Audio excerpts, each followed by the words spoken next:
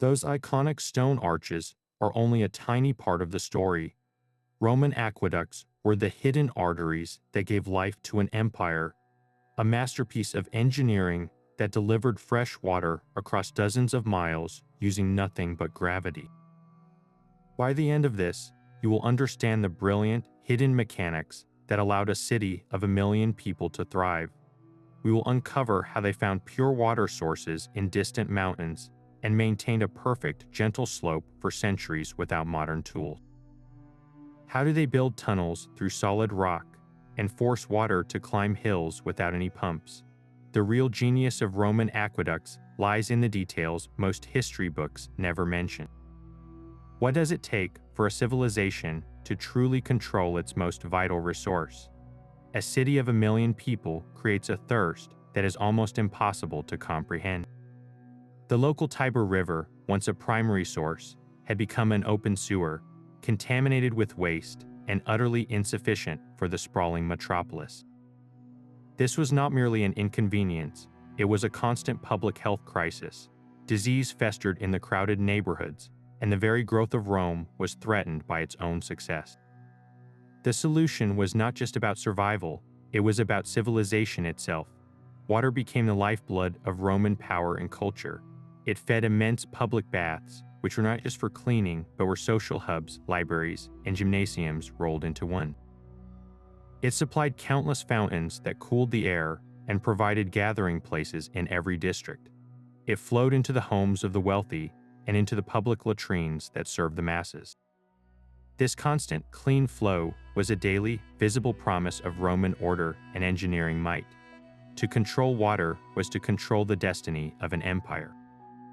And that control began with an almost impossible mission: to find a source of pure water far from the poisoned city and bring it home. But those magnificent arched bridges we see in ruins today represent only a tiny fraction of the entire journey. To truly grasp the scale of Roman ambition, you must picture the aqueduct not as a single structure, but as a complete, interconnected system stretching 50, 60, sometimes over 100 miles from start to finish. This vast network can be broken down into 3 fundamental parts, each one a critical link in a chain of flowing water. It all began at the source, the catchment area. Roman engineers were obsessed with finding pure, cold water from mountain springs, often traveling deep into wilderness to secure it. This was not about tapping the nearest river. They sought out water that was naturally filtered through rock, free from the contamination that plagued lowland sources. Once captured, this pristine water entered the second component, the long, continuous channel. This was the true artery of the system, a carefully engineered conduit that guided the water on its monumental journey. For most of its length, this channel was not a grand bridge, but a humble trench cut into a hillside, a tunnel bored through a mountain, or a subtle groove carved across a plain. It was a work of hidden, patient engineering. Finally, after its long descent, the water reached the third and final component, the complex distribution network inside the city itself. Here, the single flow was divided and redirected through a web of lead and clay pipes to public fountains, lavish bathhouses, and even private homes. The iconic stone arches were merely a brilliant adaptation, a specific solution for one type of obstacle, a valley that needed to be crossed. The real masterpiece was the seamless integration of these 3 parts into one relentless, gravity-fed machine. This hunt for pure water was a science in itself, a rigorous process that separated Roman engineering from mere construction. These men were not just builders, they were hydrologists, geologists, and environmental scientists all rolled into one. Their primary target was always a spring, especially one high in the mountains. They believed correctly that water which had been naturally filtered through layers of rock and soil was far cleaner and colder than any river or lake. It was free from the organic decay and human waste that contaminated lowland sources. But how could they be sure a spring was truly pure? They employed a form of ancient observational science. An engineer would spend days, even weeks, at a potential source. He would note the health of the local vegetation. Lush green plants thriving nearby were a good sign. He would observe the animals that drank from the spring. Were they strong and healthy? He might even fill a copper vessel and leave it for a day, checking for sediment or a greenish tint that would indicate impurities. This was quality control on a grand, patient scale. Once a perfect spring was identified, the real challenge began, ensuring that the water would flow all the way to Rome without ever stopping. The entire system relied on gravity, which meant the channel had to maintain a constant, incredibly gentle downward slope from the source to the city. This slope, or gradient, was the heartbeat of the aqueduct. It could not be too steep, or the water would rush forward, eroding the channel walls. It could not be too flat, or the flow would stagnate and stop altogether. The ideal was a drop of just a few inches for every 100 feet of channel. Achieving this over 50 miles of rugged, unpredictable terrain seems impossible. Their secret weapon was a deceptively simple tool called the courbates. Picture a long wooden bench, perhaps 20 feet in length, with supporting legs and a shallow groove carved along its top. The engineer would fill this groove with water, creating a perfectly level line.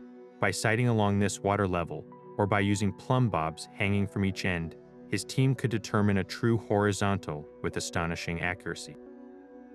They would set up the courbates, take a measurement, then move the entire device forward and repeat the process, step by patient step, across mountains and valleys.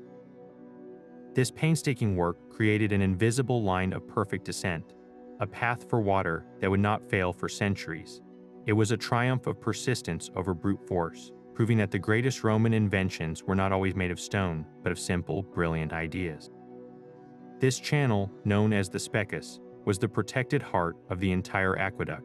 Think of it not as a simple ditch, but as a meticulously crafted pipeline engineered for one singular purpose: to deliver its precious cargo without loss or contamination.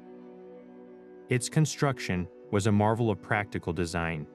The channel itself was typically carved into the earth or bedrock, but its interior was then lined with a special, waterproof concrete the Romans called opus signinum. This was a remarkable mix of lime, crushed terracotta tiles, and volcanic ash that created an incredibly dense, almost impermeable shell. Once this lining cured, it formed a smooth, hard surface that minimized friction and prevented the water from simply seeping into the ground. But the protection did not stop there. In most sections, the channel was then covered with large, flat stone slabs. These covers served a dual, critical function. They shielded the water from direct sunlight, drastically reducing evaporation under the hot Italian sun, and they acted as a physical barrier, keeping out leaves, debris, animals, and any other contaminants that could spoil the clean water. This sealed, enclosed environment turned the Specus into a pristine, underground river, flowing silently and safely across the countryside. The true magic, however, lay in the floor of this channel. It was not laid flat. It was engineered with that precise, unvarying gradient the surveyors had so painstakingly plotted. This slope was astonishingly gentle, often dropping only a few inches over the course of an entire mile. To put that in perspective, if you were to walk alongside a mile of aqueduct channel, you would likely not even perceive the downhill slope with your own eyes. It was a gradient so subtle, it feels almost impossible to achieve with ancient tools. Yet this minimal incline was the secret to the entire system's success. It was the perfect balance. It provided just enough gravitational pull to keep the water moving at a steady, consistent pace, ensuring a reliable supply to the city. A steeper slope would have sent the water rushing forward with violent force, quickly eroding the concrete walls and destroying the channel from within. A flatter slope, and the water would have slowed to a stagnant halt, becoming a breeding ground for algae and disease. That gentle, unceasing descent was the silent, invisible engine that drove the aqueduct for hundreds of years. It was a testament to Roman precision, a promise of motion carved in stone. But what happened when this perfectly sloped channel met an impassable barrier, like a massive hill or a deep valley? The Romans had breathtaking answers for both. The myth of Roman pumps or siphons is perhaps the greatest misconception of all. There were no mechanical devices, no moving parts, no power source other than the silent, relentless pull of the planet itself. The entire system was a monument to gravity. Think of it like a child's slide at a playground. The water starts at the very top, a high point in the distant mountains, and its entire journey to the city at the bottom is one long, continuous, and carefully controlled descent. The steeper the slide, the faster you go. The Romans, however, needed a slope so gentle it would be almost imperceptible to the naked eye. This gradient was the system's heartbeat. It had to be perfect. A miscalculation of even a few inches over a mile could spell disaster. If the slope became too shallow, the water would simply stop moving. It would pool and stagnate, transforming that clean, pure spring water into a stagnant, algae-filled swamp long before it reached its destination. But the opposite error was just as catastrophic. If the slope became too steep, the water would gain too much speed. It would rush through the channel with destructive force, scouring away the waterproof concrete lining and eventually causing the entire structure to collapse from the inside out.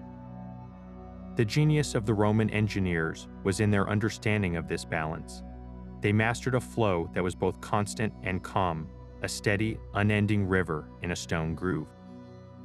This was not a violent torrent, but a peaceful, purposeful migration of water from the highlands to the city, guided by a line of perfect descent that they carved across an empire.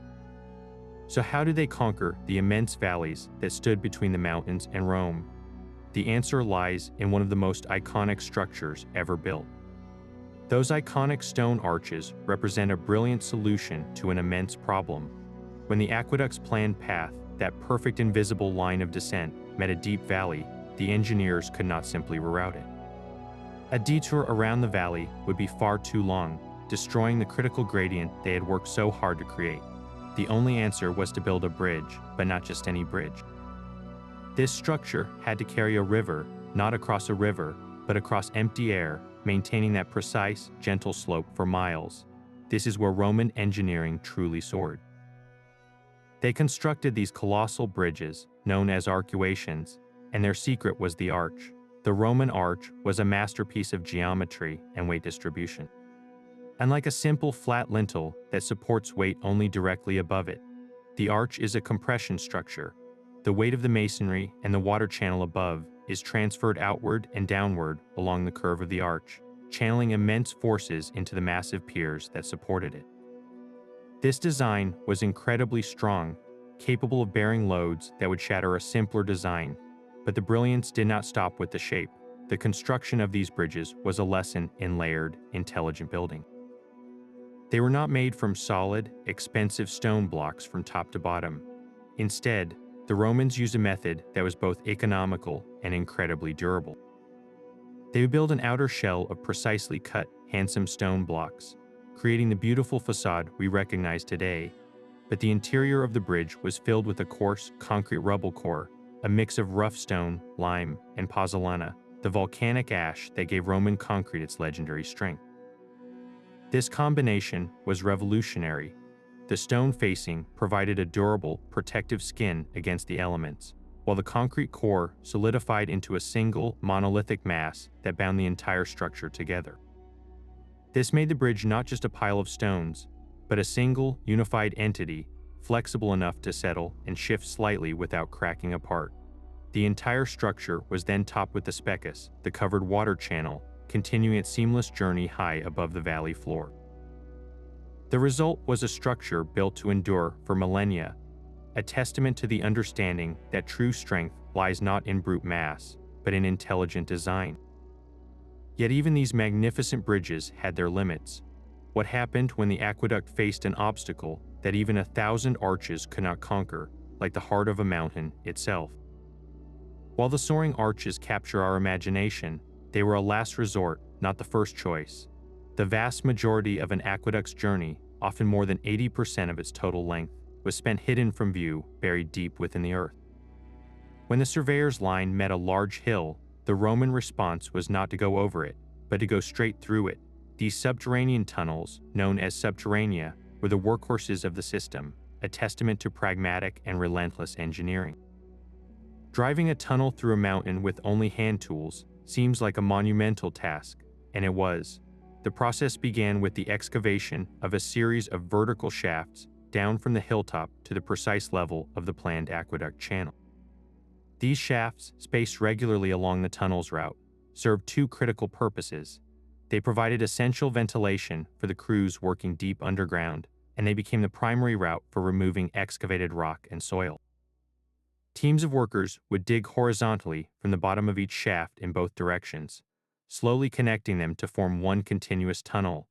The work was dark, dangerous, and deafeningly loud, a constant chorus of chisels and hammers against unyielding stone. But why choose such a difficult path? The advantages were overwhelming. Building underground was significantly cheaper than constructing an elevated arcade of arches, requiring less material and less skilled labor. It also offered profound strategic benefits. A buried channel was protected from the elements, safe from freezing temperatures that could crack stone and from the scorching sun that could evaporate precious water. Most importantly, it was invulnerable to enemies.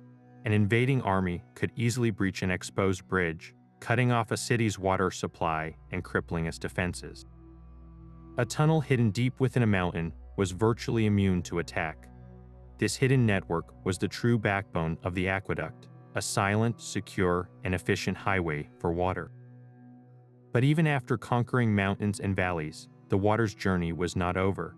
The final challenge was the most delicate of all, distributing this life-giving flow to an entire city without a single drop of pressure to waste. Yet even the mighty arch had its limits. When a valley was simply too wide or too deep for a bridge to be practical, Roman engineers turned to one of their most daring and misunderstood innovations, the inverted siphon. Forget any notion of mechanical pumps. This was pure physics in action. The system began with a header tank, a large sealed reservoir built on the high side of the valley. From this tank, they would run a line of pipes straight down the valley's steep slope. These were not simple pipes. They were massive, pressure-rated conduits, often made from thick sheets of lead welded together or from interlocking ceramic segments sealed with waterproof mortar. This pipe, known as the venter, would plunge to the very bottom of the valley. Now, here is the counterintuitive genius. Instead of the water stopping at the bottom, the immense weight of the water column behind it, all the water flowing down from the mountain and pressing down from the header tank, created tremendous pressure. This pressure forced the water not just down, but back up the opposite side of the valley through a second ascending pipe. The water would climb, defying what seemed possible, until it reached a receiving tank on the far side, positioned just slightly lower than the header tank. From there, the water would calmly re-enter the standard, gently sloped channel and continue its gravity-fed journey.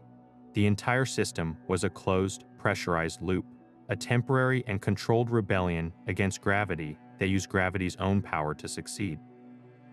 It was an incredibly sophisticated solution, demonstrating a profound grasp of hydrostatic principles. But how could such a powerful and advanced system be managed and maintained without a single pressure gauge or modern tool? After its long journey across mountains and through valleys, the water finally arrived at the city gates, but its work was not yet done. The single, unified flow of the aqueduct now faced its most complex challenge: how to fairly and efficiently supply an entire metropolis. This final task fell to a remarkable structure known as the Castellum divisorium, the dividing castle. This was not a simple reservoir, it was the master control center for Rome's entire water supply. The design was a masterpiece of practical engineering. The aqueduct channel would first empty its water into a large, circular, or rectangular settling tank. Here, the water would slow down for the first time in its entire journey. Any fine silt or sediment that had been picked up along the miles of travel would gently sink to the bottom of this tank, ensuring that only perfectly clear water moved forward. This was the aqueduct's final act of purification. From this settling basin, the water would then flow into the heart of the castellum, a central distribution chamber. Set into the walls of this chamber were multiple outlet pipes, each calibrated to a specific size. This is where the true division happened. The largest pipes would carry the greatest volume of water to essential public services, the immense bath complexes that served as the social and hygienic heart of the city. Smaller pipes would branch off to supply the countless public fountains that provided free, fresh water to every neighborhood, cooling the air and serving as daily gathering point. The smallest pipes of all were reserved for the private homes of the wealthy and powerful. a privilege for which they paid handsomely into the city's coffers. This elegant, tiered system was a physical manifestation of Roman social policy, prioritizing public health and civic life while allowing for private luxury. The castellum was the brilliant final synapse in a vast neural network of water, a silent, automated dispatcher that ensured every last drop served its purpose. This constant, clean water supply transformed daily life in Rome from a struggle for survival into an experience of unprecedented public luxury. For the vast majority of the city's population, the most immediate and vital point of contact with the aqueducts was the neighborhood fountain. These were not mere decorative statues, but bustling, essential hubs of community life. Known as nymphaea, they were often beautifully adorned structures where water cascaded continuously into large stone basins. Here, people gathered not just to collect their daily water in clay jars, but to exchange news, cool off in the summer heat, and simply socialize. This free, accessible water was a powerful social equalizer, a daily reminder that the empire cared for its citizens' most basic need. The sound of flowing water was the soundtrack of Roman streets, a constant, reassuring presence made possible by the relentless flow from the mountains. But while fountains served a necessity, the bathhouses demonstrated an empire's ambition to elevate that necessity into an art form. The imperial thermae, like the baths of Caracalla, were not simply big bathrooms. They were monumental leisure complexes the size of small towns. To step inside was to enter a world of staggering opulence and engineering. These complexes consumed millions of gallons of water every single day, a volume that would have been unthinkable without the aqueducts. The water was carefully managed and temperature graded. It began its journey cold, filling the frigidarium, a massive swimming pool for a refreshing plunge. It was then heated by massive wood-fired furnaces, channeling the hot air through hollow floors and walls in a system called a hypocaust, to warm the tepidarium and the scalding hot caldarium.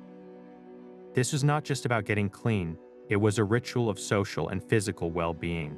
Romans would spend entire afternoons moving between these pools, then exercising in the gymnasiums, reading in the libraries, or strolling through the sprawling gardens, all under one roof. The bathhouse was a testament to a civilization that had mastered its environment, turning water into the foundation of culture itself. This commitment to public health extended to the most pragmatic of spaces, the public latrines. Far from being dark, foul places, Roman latrines were marvels of sanitation that put many later centuries to shame. They were often well-lit, multi-seat facilities where running water was the key to their operation. A continuous stream of fresh aqueduct water flowed in a channel directly in front of the seats, and beneath them, another, faster-moving channel carried waste away to the city's main sewers. Sponges on sticks, soaked in salt water or vinegar, served as the ancient equivalent of toilet paper. This constant flushing action prevented odor and the spread of disease, a public health innovation on a massive scale that was only possible because of the endless supply of clean water. The aqueducts did more than just quench thirst. They washed an entire city. They cleansed its streets and its people, creating a level of urban hygiene that would not be seen again for over 1,000 years. This was the true triumph of Roman water management, a system that served every citizen, from the poorest worker collecting water at a public fountain to the elite senator enjoying the steam of an imperial bath. This entire hydraulic empire demanded a permanent, professional army to keep it alive. While the stones and arches were built to last, the water itself required constant vigilance. The Romans understood that their aqueducts were not a static monument, but a living, breathing system, and they created the world's first dedicated water management authority to govern it.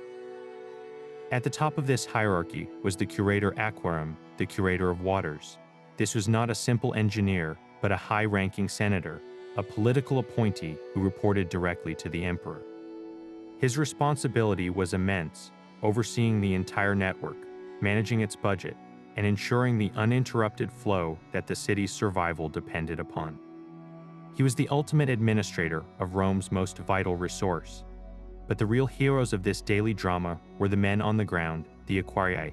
This was a vast, organized workforce of skilled engineers, inspectors, and maintenance crews. Their work was never-ending. Teams would constantly patrol the aqueduct's path, both above and below ground. Inside the dark, confined speckous channels, workers would scrape away mineral deposits like calcium carbonate, a hard, crusty scale that could slowly choke the flow if left unchecked. They repaired cracks in the waterproof lining, replaced broken cover stones, and cleared any debris that fallen leaves or animals might have introduced. This maintenance was a relentless, dirty, and often dangerous job, a far cry from the glamour of the public fountains it supported. How did they even access these remote and elevated sections? They built permanent service walkways alongside the channels and manholes for descending into the underground tunnels, creating a maintenance highway that mirrored the water's own path. The system was so meticulously organized that we have records detailing their pay scales and responsibilities. This was not a makeshift crew, it was a civil service, a professional class whose sole purpose was to defend the city against thirst. The aqueducts could have been the most brilliant design in history, but without these unseen guardians working day and night, the water would have stopped within a week. Their silent, constant labor was the final, essential component that transformed engineering marvel into a reliable utility, proving that the true strength of Rome was not just in its stones, but in its systems and the people who maintained them. Keeping that water flowing was a relentless, daily war against nature itself. The most persistent enemy was silent and invisible, a slow, creeping invasion of minerals. The water, while pure, carried dissolved calcium carbonate. Over the miles, this mineral would precipitate out of the water, coating the channel walls with a rock-hard, crusty layer called sinter. Left unchecked, this deposit would gradually narrow the speckous, reducing the flow from a steady stream to a pathetic trickle. Teams of aquarii had to regularly venture into the dark, confined channels, armed with iron picks and chisels, to chip away at the stony intruder. It was back-breaking work in a cramped, echoing space, a constant fight to keep the aqueduct's arteries from hardening, but mineral buildup was just one threat. The very ground beneath them was often unstable. Minor earthquakes, seasonal frost heaves, or simple settling could create hairline cracks in the waterproof concrete lining. A tiny crack was a disaster in the making, allowing the aqueduct's lifeblood to silently seep into the surrounding soil. Finding these leaks required a detective's eye. Inspectors would walk the entire route, looking for patches of unusually lush vegetation or unexplained dampness in the soil, telltale signs of a hidden leak below. Human greed posed another challenge. The temptation to steal this pure water was immense. Farmers, landowners, and even unscrupulous businessmen would sometimes attempt to drill illegal taps into the channel, siphoning off water for their own fields or private bath. This was a serious crime, and the aquarii were authorized to hunt down and seal these unauthorized connections, protecting the public supply from private theft. Then there were the blockages. A missing cover stone could allow leaves, dirt, or even small animals to fall into the channel, creating a dam that backed up the water and halted its progress. How did they make repairs without draining the entire 50-mile system? Their solution was brilliantly simple. They used temporary dams made of timber and waterproof clay. A crew would enter the channel upstream from a problem area and quickly erect one of these temporary barriers, diverting the flowing water away from the worksite. This allowed them to work in a dry section, clearing a blockage, repairing a crack, or replacing a cover stone. Once the repair was complete, the temporary dam was dismantled, and the water would rush forward to fill the void. It was a perfect example of practical, on-the-fly engineering, a way to perform surgery on a living system without stopping its heart. These maintenance crews were the unsung heroes, the guardians of a silent river, ensuring that the engineering marvel above ground continued to function day after day, year after year.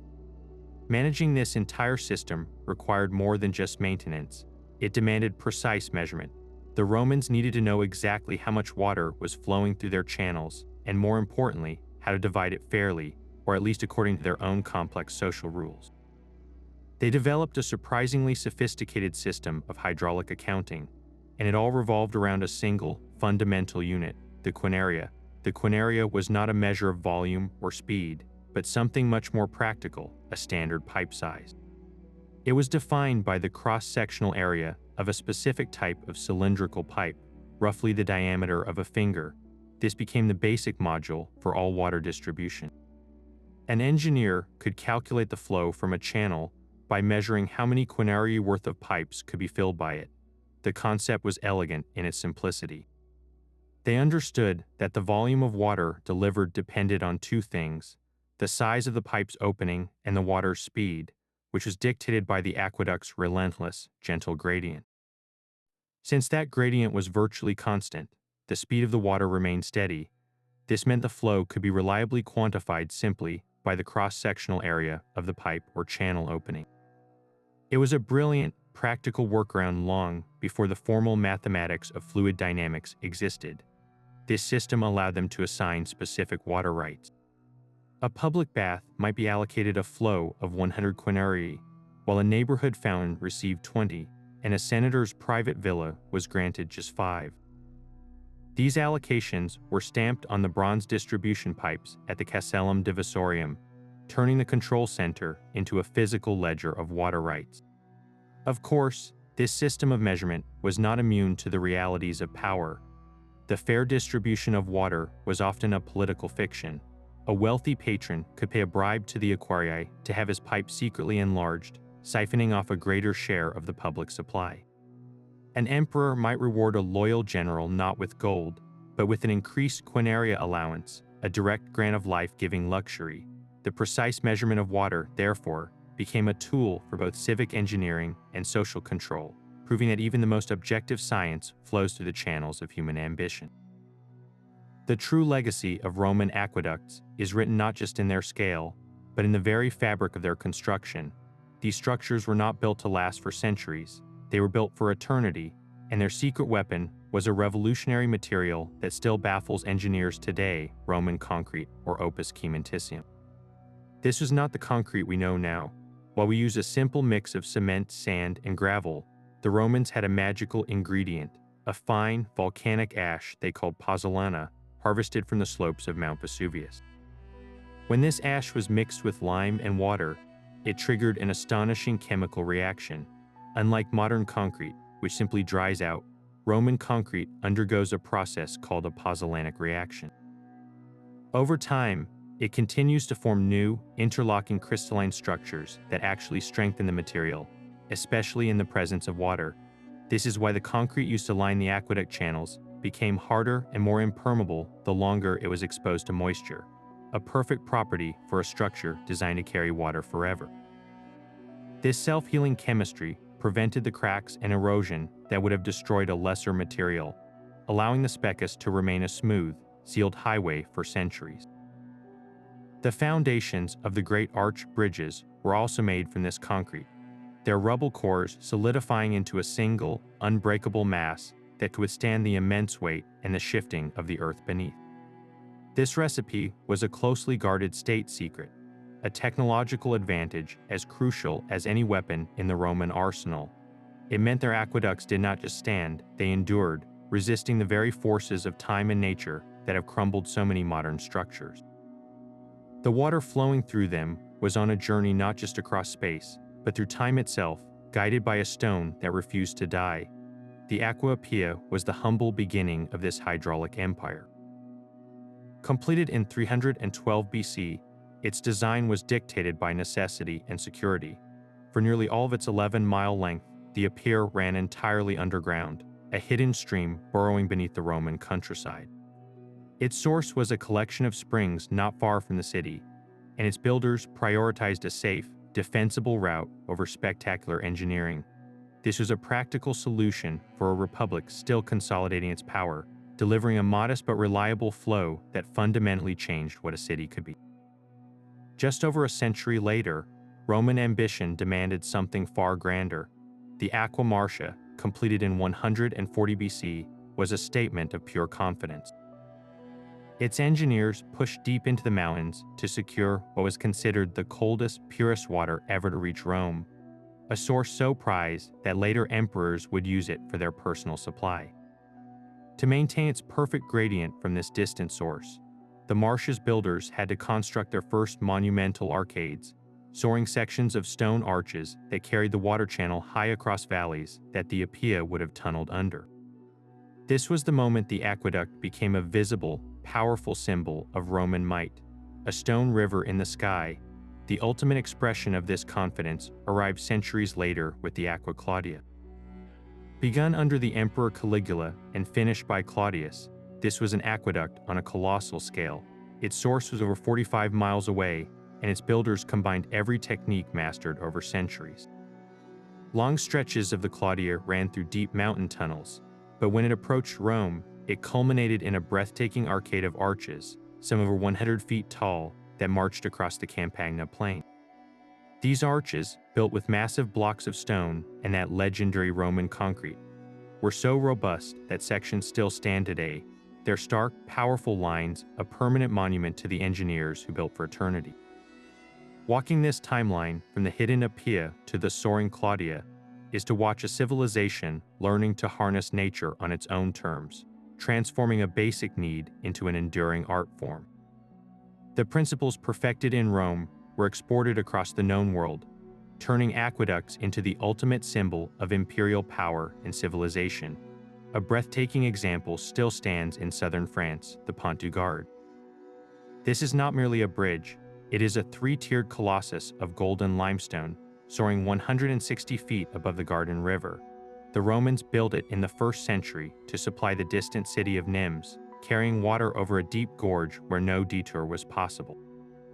Its design is a lesson in layered strength.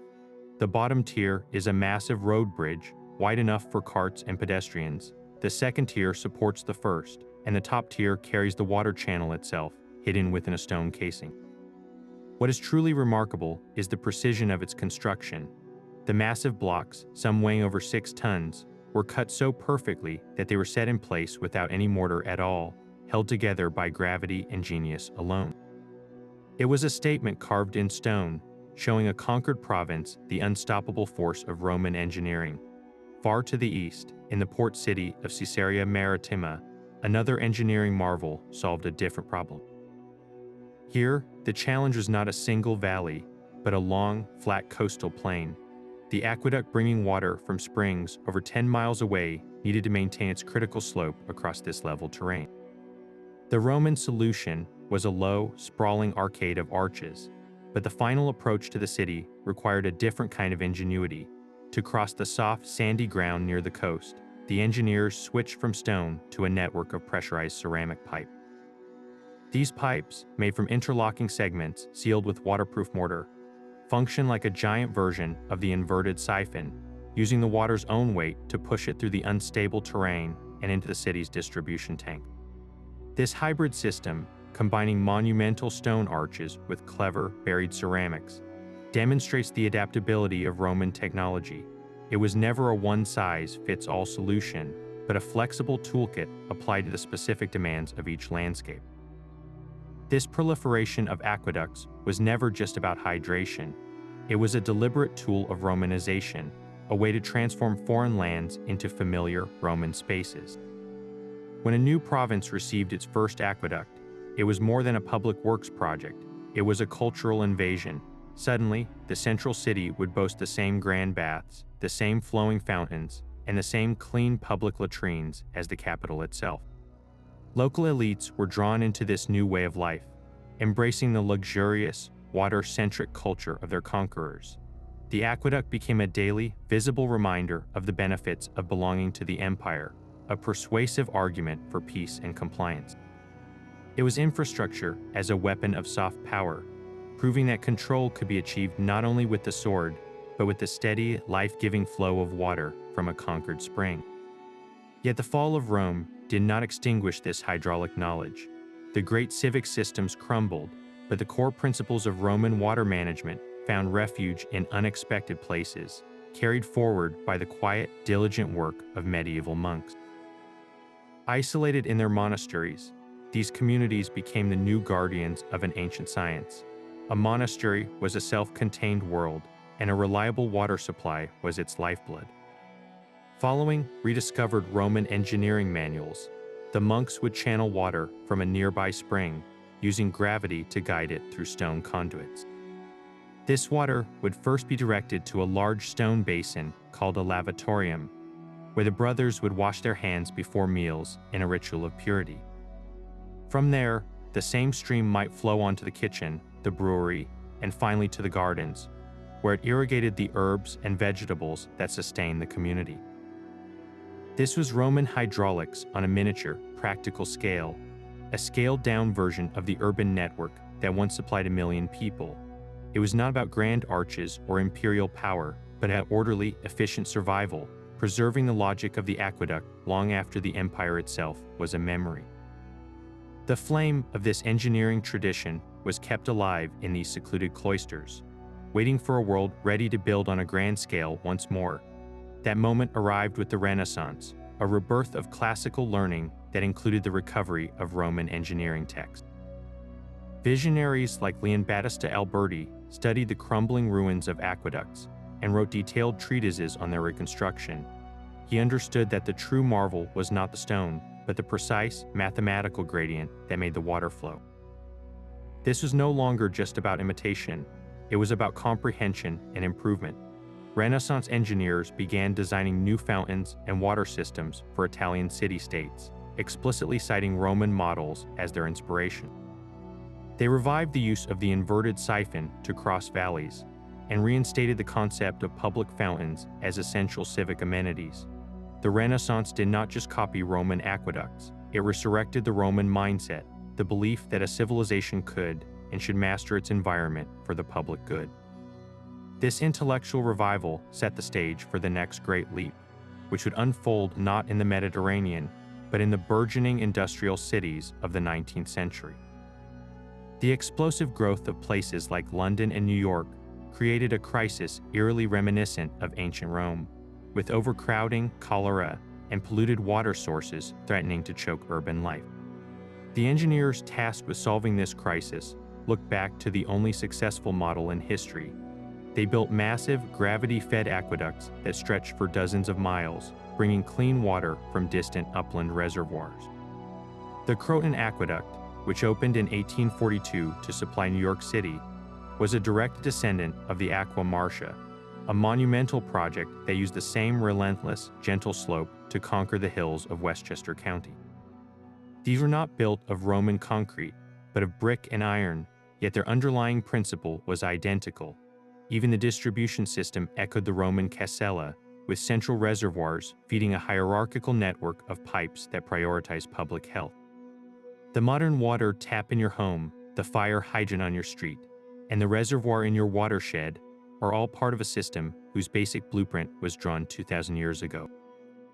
The ghost of the Roman engineer is present in every glass of clear, safe water, a silent partner in the infrastructure of our modern world. The fresh, clean water delivered by these aqueducts was rarely gulped straight from a cup. Our modern image of these systems is often a collection of persistent and misleading myths. Let's clear them away to reveal an even more impressive reality. The first and biggest misconception is that aqueducts were primarily for drinking water. In truth, drinking and cooking accounted for only a tiny fraction of the total consumption. The real water gluttons were the immense public baths. A single large bath complex could use millions of gallons in a single day, an amount that would dwarf the entire drinking supply of a modern town. The water was for living, for luxury, for the very culture of Rome itself.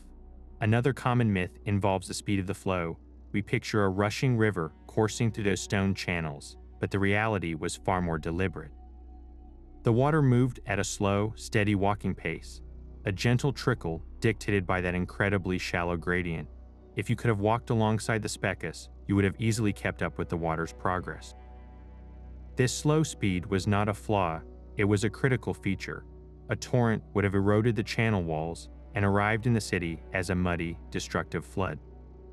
The gentle flow preserved the infrastructure and delivered the water clear and calm. And what of those iconic, towering arches? They are the postcard image of a Roman aqueduct, but they represent the exception, not the rule. The vast majority of the system, often over 80% of its total length, was completely invisible. It was a hidden world of underground tunnels and subtle trenches cut into hillsides. The soaring bridges were only built where absolutely necessary to cross a deep valley, a spectacular but relatively small part of a much larger, humbler network. The true genius of Roman aqueducts lies not in the grandeur of a few famous arches, but in the quiet, relentless efficiency of the entire hidden system. This was a machine built not for show, but for a single, silent purpose: to keep the lifeblood of an empire flowing without interruption, without haste, and mostly out of sight. But this engineering triumph came with a hidden ecological price. The relentless demand for pure water led engineers to capture springs at their source, often diverting entire streams into the aqueduct channel. What happened to the landscape left behind, downstream from these diversion points? Ecosystems that had depended on that steady flow for centuries began to wither. Wetlands dried up, reducing habitats for fish and waterfowl. The water table could drop, affecting local agriculture and the very vegetation that had first signaled the spring's purity to the Roman surveyors. The aqueduct was a lifeline for the city, but it could be a death sentence for the local environment, a stark reminder that even the most brilliant engineering creates winners and losers in the natural world. This reshaped environment also mirrored the social divisions within Roman society itself. While the public fountains provided a vital baseline of survival for the masses, access to water was a powerful marker of status and wealth. The rich and powerful, through political connections or simple bribery, could pay for a private lead pipe to be connected directly from the main supply into their own urban villas or sprawling country estates. For them, water was a convenience available at the turn of a tap, feeding private baths, ornate fountains in their courtyards, and even irrigation for their personal gardens. This was a luxury utterly unimaginable to the common citizen who had to carry every drop from the public fountain. The water network, therefore, did not erase social hierarchy. It simply plumbed it directly into the city's infrastructure, making class difference as clear as the distinction between a public queue and a private pool.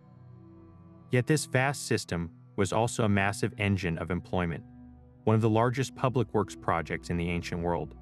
From the initial surveyors wielding their courbates to the legionaries providing muscle and security, from the quarrymen cutting stone to the teams of laborers mixing concrete and laying the channel, thousands found steady work.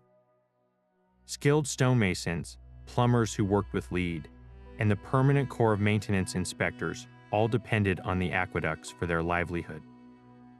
This was an economic ecosystem as complex as the hydraulic one, a circular flow of wages and taxes that fed families and stabilized communities. The aqueducts were not just stone and water, they were a social force, reshaping the land, cementing inequality, and employing a small army, all to answer a single, relentless demand. Even the mightiest river can be dammed. The aqueducts that had sustained Rome for centuries became, in its final centuries, a glaring vulnerability. An enemy did not need to storm the city walls to bring it to its knees. They only needed to break the stone arteries that fed it. During the Gothic sieges of the 6th century, this is precisely what happened. Besieging armies learned that cutting just a few key arches outside the city would halt the flow of water, turning Rome's greatest strength into a weapon against it. The lifeblood of the metropolis was severed, and the slow, painful decline of urban life accelerated, but the damage from outside was only part of the story.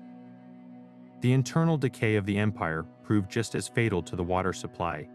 Maintaining these vast networks required a stable, wealthy state, a professional corps of engineers, and a steady supply of materials and labor. As the empire fractured, tax revenues dried up, and the central administration crumbled.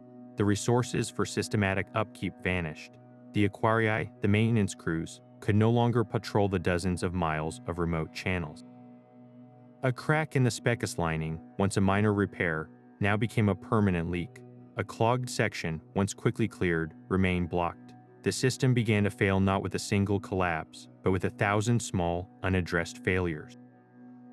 The third silent killer was the relentless accumulation of mineral deposits.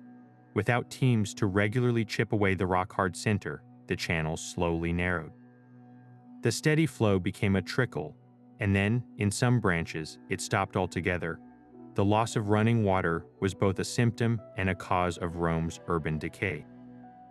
The grand bathhouses fell silent first, their vast pools empty and cold.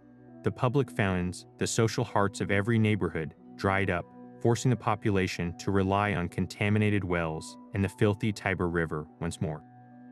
Disease returned with a vengeance. The population of Rome, which had once neared 1 million, shrank to a fraction of its former size. The city could no longer support the dense, sophisticated urban life the aqueducts had made possible. The stones did not all fall at once, but as the water stopped flowing, the brilliant machine that was ancient Rome ground to a halt, proving that even the grandest creations are only as strong as the civilization that maintains them. For centuries, the aqueducts stood as broken skeletons, their purpose fading into legend. Then, a new age of thinkers looked upon these ruins not as monuments to a dead past, but as textbooks written in stone. During the Renaissance, a hunger for classical knowledge sent artists and scholars scrambling over the crumbling arches. They were not there to plunder, but to measure. Figures like Leon Battista Alberti meticulously surveyed the fallen channels, using their remains to reverse engineer the principles that made them work. They realized the magic was not in the sheer mass of the stone, but in that perfect, invisible line of descent. This was a rediscovery of the Roman mind, a shift from awe to understanding. The lost secrets of hydraulic engineering began to emerge from the weeds and shadows. This intellectual revival soon collided with the practical needs of growing cities. The fountains of Rome itself, which had fallen silent, became a new obsession for popes and princes. Using the relearned principles of gravity and gradient, engineers like Giovanni Fontana began restoring the ancient channels and constructing new ones, bringing water back to a city desperate for its former glory. They revived the inverted siphon to cross valleys and reinstated the logic of tiered public distribution. But the most profound rediscovery was hiding in plain sight in the very fabric of the ruins. The volcanic ash concrete that had bound the aqueducts for a millennium had been forgotten, its recipe lost in the collapse of the empire. Renaissance and later Enlightenment chemists began analyzing samples of the indestructible Roman stone. They identified the key ingredient, pozzolana, and slowly unraveled the chemical reaction that allowed the concrete to grow stronger over time, especially in water. This was more than an archaeological curiosity. It was the recovery of a foundational technology. The Enlightenment then turned this recovered knowledge into a systematic science. Engineers across Europe began publishing detailed studies of the Roman systems, treating them not as magical artifacts, but as reproducible models. This laid the groundwork for the next great wave of aqueduct building, which would not irrigate the gardens of popes, but would save the industrial cities of the modern world from their own filth and thirst.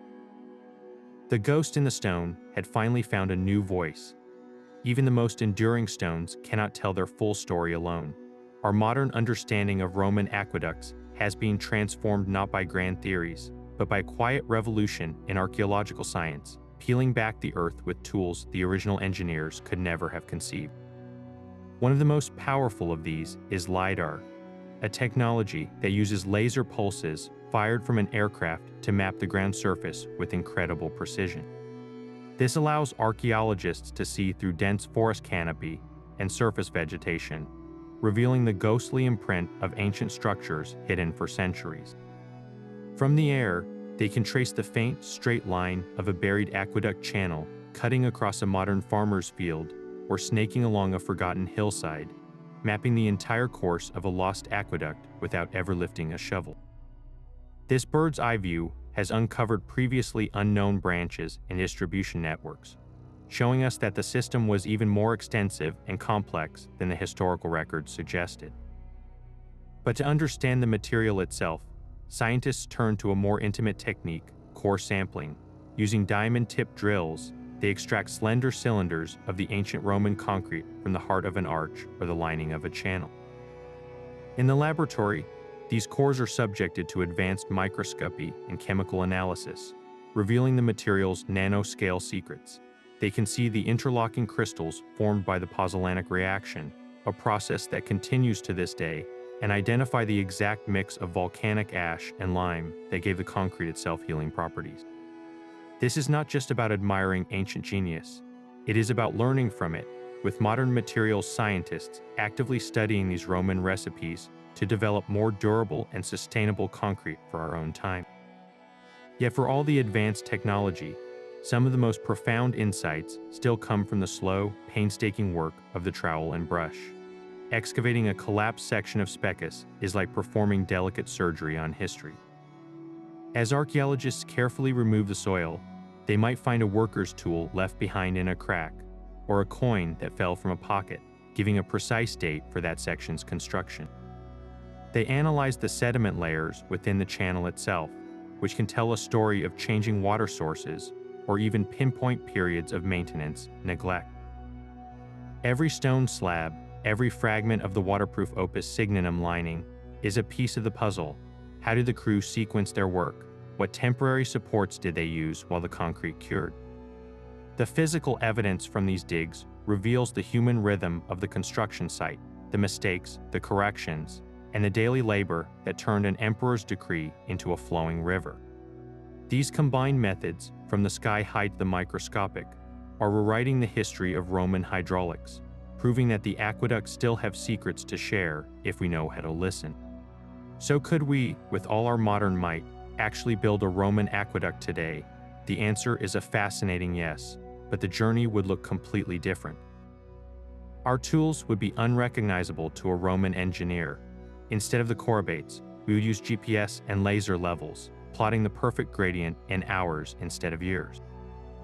Gigantic excavators and tunnel boring machines would carve through mountains in weeks, a task that once consumed decades of human labor. We would pour our own version of concrete, faster setting and stronger, from rotating drum trucks. The brute force of the project would be trivial for us, yet this is where the comparison gets interesting. The Romans achieved their precision without a single satellite or computer. Their genius was not in the tool, but in the mind behind it.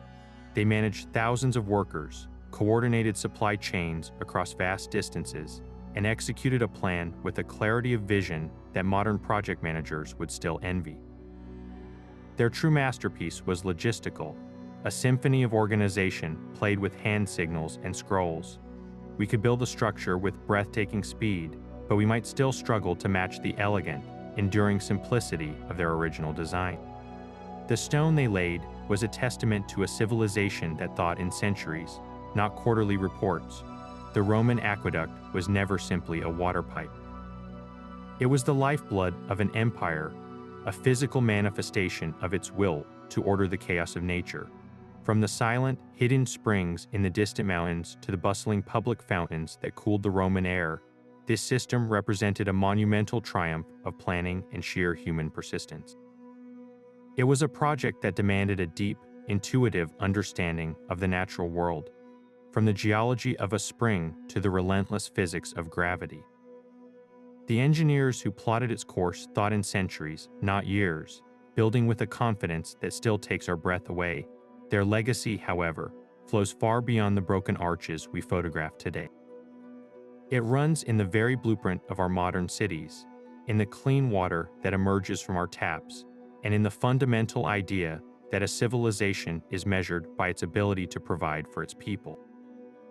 Every time a city builds a reservoir or a gravity-fed pipeline, it is speaking the language of those ancient Roman surveyors. They prove that the greatest human achievements are not those that conquer, but those that sustain, creating a foundation upon which culture, health, and community can flourish for 1,000 years.